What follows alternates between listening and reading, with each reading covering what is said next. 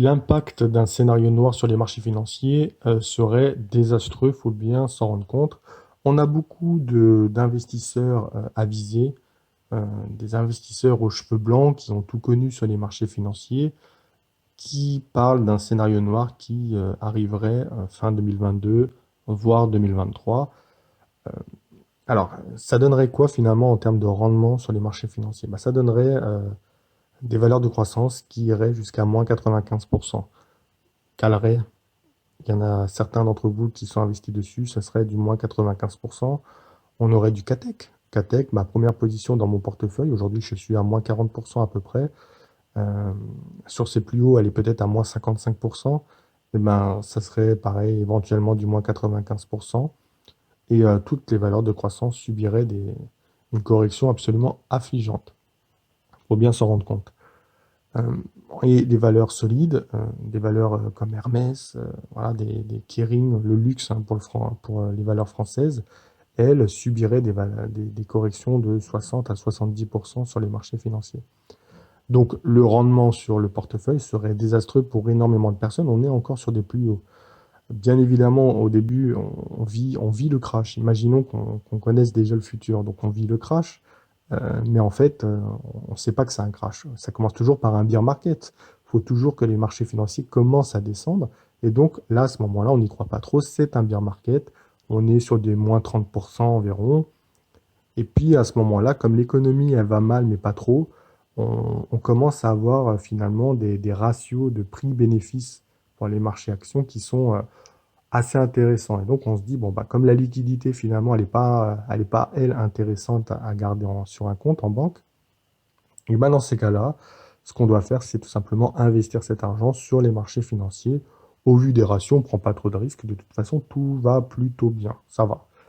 Et c'est là, en fait, le problème. Donc, on peut avoir un rebond d'ailleurs qui se construit de manière assez forte à ce moment-là. On peut avoir du plus 20, plus 30% avant que le crash reprenne. Dans un scénario noir, il faut le savoir également d'ailleurs, psychologiquement, si vous perdez 10 euros, vous le vivez vraiment très très mal, beaucoup plus mal que le bonheur que vous apporte de gagner 10 euros.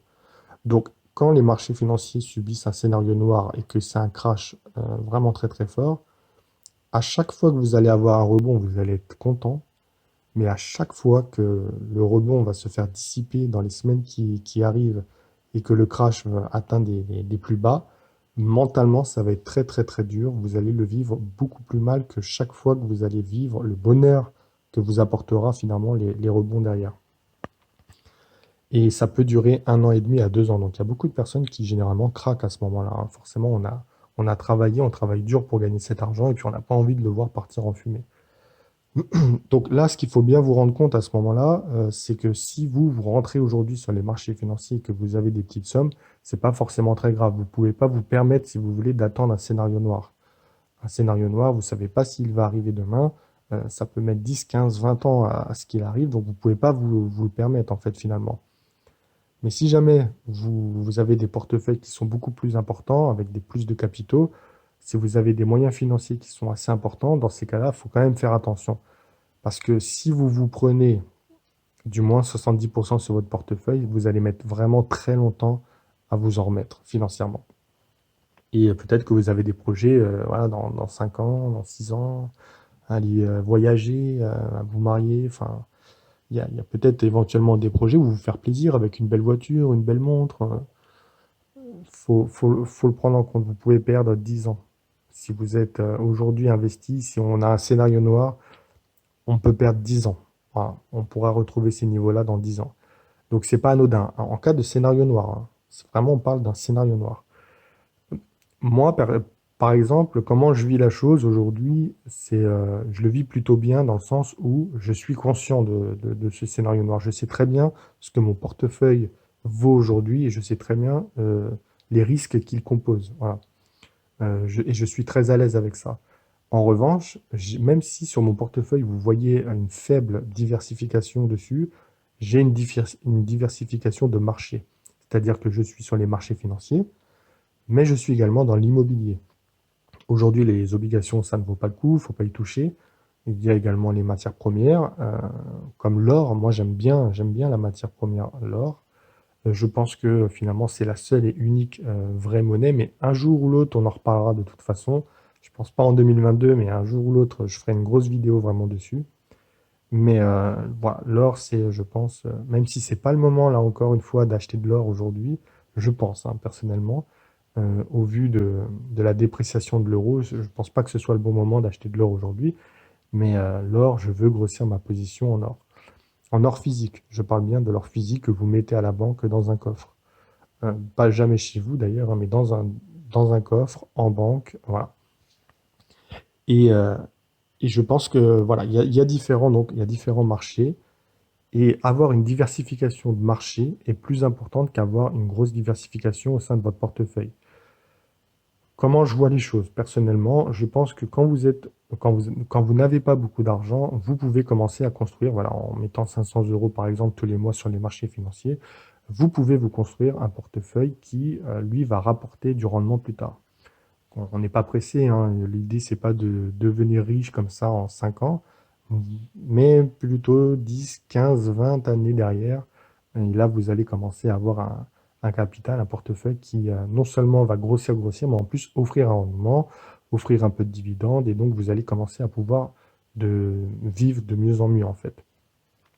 Mais à mesure en fait que votre capital commence à grossir, il va falloir également aller sur un autre marché pour vous diversifier, parce que le marché financier est trop volatile, il y a trop de risques.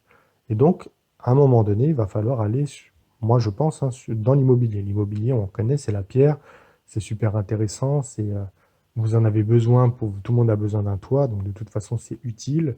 Et en plus de ça, vous pouvez mêler le plaisir avec le rendement, c'est-à-dire que vous pouvez aller investir dans une belle ville, dans un beau quartier, dans une ville qui vous plaît, et dans un beau logement, hein, peu importe que ce soit un appartement ou une maison, mais en tout cas dans un beau logement qui va vous permettre de bien vivre, de profiter d'un beau quartier dans une belle ville.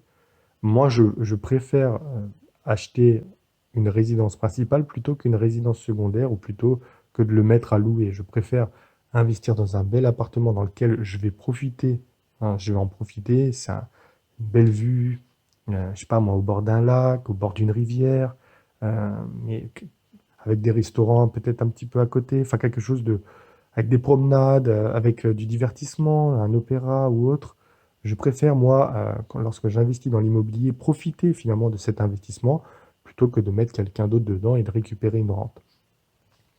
Et l'idée, lorsque vous investissez dans l'immobilier, c'est comme sur les marchés actions, il va falloir faire une très bonne affaire. Et vous pouvez le faire. Tout le monde dit oui, l'immobilier, c'est extrêmement difficile. Bien sûr, mais je peux vous garantir que on en reparlera, mais avec les rendements du portefeuille également dans 10 ans, vous allez vous rendre compte que faire une grosse performance sur les marchés actions, c'est également très compliqué. Très très compliqué. Il faut trouver la perle rare. Et en plus de ça, la perle rare, faut l'acheter peu cher sur les marchés financiers. Et bien là, c'est pareil. Exactement pareil dans l'immobilier. Donc, aller dans une belle ville, ça coûte cher. Aller dans un beau quartier, dans une belle ville, ça coûte encore plus cher. Et en plus de ça, tout le monde recherche ces biens-là.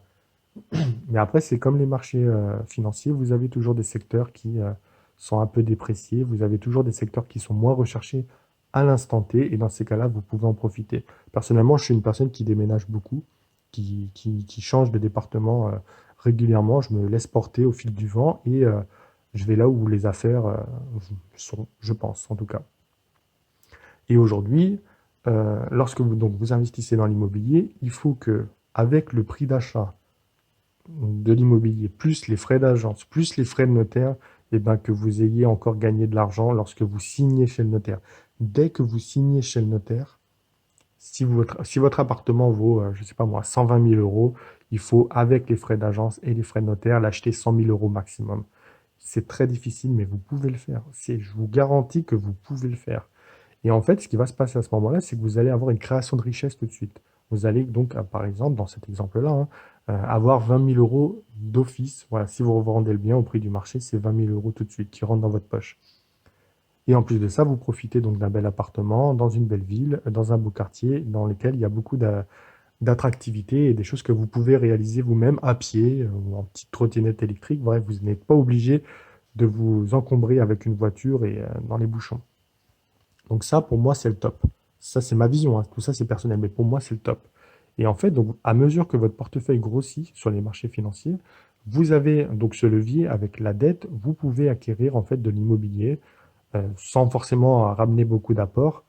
Pourquoi? Parce que justement, le banquier, bon, bah voilà, vous allez lui expliquer votre situation, vous allez lui montrer votre. Moi, personnellement, c'est ce que je fais, hein. Je montre à mon banquier mon portefeuille, toutes les valeurs et tout. Il voit comment ça fluctue, puis il me fait confiance au fil du temps. Donc, j'essaie de garder toujours le même banquier, hein. Mon banquier n'est pas du tout dans ma région, par exemple. Je garde le même banquier euh, pour qu'on ait de la confiance, une confiance qui se construit au fil du temps. Et derrière, on peut faire des affaires. Lui, ça l'arrange que je fasse des crédits, hein. Il se rémunère également comme ça. Et puis moi, ça m'arrange parfois d'avoir accès à du crédit pour pouvoir réaliser une belle affaire. Et donc, en l'occurrence, l'immobilier, on peut réaliser de belles affaires grâce au crédit, tout simplement. C'est trop cher, bah, vous pouvez accéder à ce bien grâce au crédit. Et en plus de ça, si vous faites les choses bien, vous allez avoir tout de suite de la valeur, une augmentation de votre capital qui, euh, qui va s'inscrire en fait. Voilà. Donc dans l'exemple, l'appartement vaut 120 000 euros par exemple. Bon, bah, vous pouvez, si vous l'achetez à 100 000 euros, bon, bah, c'est 20 000 euros de création de richesse que vous avez pour vous tout de suite, à l'instant T. Et donc vous pouvez en profiter. Et en fait, ce qui va se passer, alors moi, c'est ce que je fais, c'est ce qu'on appelle de la gestion tactique d'actifs. C'est-à-dire qu'en fait, quand les marchés financiers sont très chers, et que par exemple, si l'immobilier, lui, est peu cher, je peux vendre mon portefeuille immobilier, je peux vendre mon portefeuille sur les marchés financiers, tout en partie, pour pouvoir investir dans l'immobilier, par exemple. Mais à l'inverse, quand l'immobilier, lui, devient trop cher et que les marchés financiers, eux, diminuent et deviennent vraiment intéressants, ben dans ces cas-là, je suis en mesure de pouvoir vendre mon immobilier pour aller sur les marchés financiers. Donc j'essaie de ne pas mettre trop d'émotionnel. Donc à chaque fois, alors, ça c'est très difficile, j'ai remarqué ça. Il y a beaucoup de personnes qui mettent beaucoup d'émotionnel. euh, alors pour de bonnes raisons, hein, d'ailleurs, hein, parce que par exemple, il y a eu la naissance de vos enfants dans votre maison ou dans votre appartement. Et du coup, voilà, il y a une attache forcément qui se crée, éventuellement parce que c'est un héritage aussi. Mais, euh, mais moi, j'essaie en tout cas de me détacher de ça. Euh, c'est de l'argent qui est placé. Et si j'ai besoin de cet argent pour faire une meilleure affaire à côté, je récupère cet argent pour pouvoir faire la meilleure affaire qui est à côté. Vous voyez? L'immobilier, c'est très peu liquide, donc des fois, il faut un petit peu anticiper. Si nous avons un scénario noir qui arrive sur les marchés financiers, euh, 3, 4 mois pour vendre l'immobilier, c'est assez long, en partant du principe qu'il y a un compromis de signé en plus de ça. Voilà, ça peut être très très long, et comme les banques sont un petit peu frileuses en ce moment, peut-être même qu'il y aura un refus, que ça sera encore plus long. Donc, faut le prendre en compte, c'est peu liquide, mais en tout cas, vous pouvez avoir une création de richesse tout de suite, à l'instant T, au moment où vous signez chez le notaire. Ça, faut appuyer sur ce levier-là. Et puis ensuite, moi, je pense que l'investissement, c'est un peu comme faire du piano. Il faut appuyer sur les bonnes touches au bon moment pour créer une belle mélodie. Et cette belle mélodie vous offrira en fait la richesse. Et en ce moment, par exemple, la mélodie est en train de changer. Avant, donc on avait les obligations, il fallait surtout pas appuyer sur cette touche-là. En tout cas, en ce moment, hein. En ce moment, il faut surtout pas appuyer sur cette touche-là, mais on a l'immobilier et donc les matières premières. Ça a été une touche que je n'ai pas utilisée malheureusement, euh, qui quand il y avait des... En plus, j'en parlais, voilà, moi je le disais il y a 1 an et demi, l'inflation va arriver de toute façon. Et j'aurais pu en fait investir dans les matières premières à ce moment-là. Je n'y ai pas pensé, je l'avoue. C'est quelque chose que je retiens et je ne referai plus cette erreur maintenant. Et alors j'ai de l'or, hein, ouais, ça a pris, mais j'en ai pas assez. J'en ai pas assez. Mais c'est dommage, mais c'est pas grave. C'est quelque chose que je retiens et je ferai je ferai mieux la prochaine fois. Et en ce moment, on a donc les marchés financiers qui commencent à corriger, l'immobilier, lui, qui reste cher. Malgré tout, l'immobilier reste cher aujourd'hui. Et donc, l'une des touches qui va commencer à arrêter d'appuyer, ça va être finalement l'immobilier. Vous voyez, et les marchés financiers commencent à offrir de belles opportunités, je pense. Et en cas de scénario noir, clairement, il faut vendre son immobilier pour aller sur les marchés financiers. En tout cas, c'est ma vision, hein, et c'est ce que je ferai. Récupérer de l'argent grâce à la négociation, grâce à l'acquisition, au moment même où j'étais chez le notaire et que j'ai signé, j'ai gagné cet argent. Entre-temps, l'immobilier, en plus de ça, a pris de la valeur. Aujourd'hui, si je vends mon immobilier, je peux récupérer de l'argent et je peux injecter cet argent sur les marchés financiers. Donc, pour bien que vous compreniez, j'ai une diversification qui est faible au niveau de mon portefeuille boursier, mais en revanche, j'ai une diversification de marché qui me permet, en cas de crash, en cas de scénario noir sur les marchés financiers, de pouvoir réinjecter de l'argent et gonfler et profiter finalement de ce scénario noir si jamais il devait arriver. Et vous, dans votre construction de portefeuille, dans votre construction de richesse, il va falloir faire la même chose. Et pour les personnes qui ont beaucoup plus de capitaux, et ben dans ces cas-là, essayez d'y réfléchir si ça vaut le coup ou pas. Euh, Personnellement, je n'ai jamais été locataire de ma vie, jamais. Et je pense pour la première fois que c'est peut-être le bon moment de passer locataire, de récupérer ses gains et d'attendre un éventuel scénario noir pour pouvoir en profiter. Alors bien sûr, pour l'instant, j'ai pas mis en vente mes appartements, mais je pense que j'en ai deux, je pense que un sur deux va partir. Ouais. Je pense que je vais en mettre un bientôt en vente quand même. J'avais dit que j'attendais, j'ai attendu. On a les marchés financiers qui commencent à, quand même enfin, ils continuent à baisser. On a des valeurs de croissance qui deviennent de plus en plus intéressantes et on a des valeurs solides qui, elles, commencent aussi voilà, à corriger. Hermès, ça a pas mal corrigé, hein. Ça a fait du moins 40%. C'est pas rien, on est vraiment sur quelque chose de sérieux quand même, hein.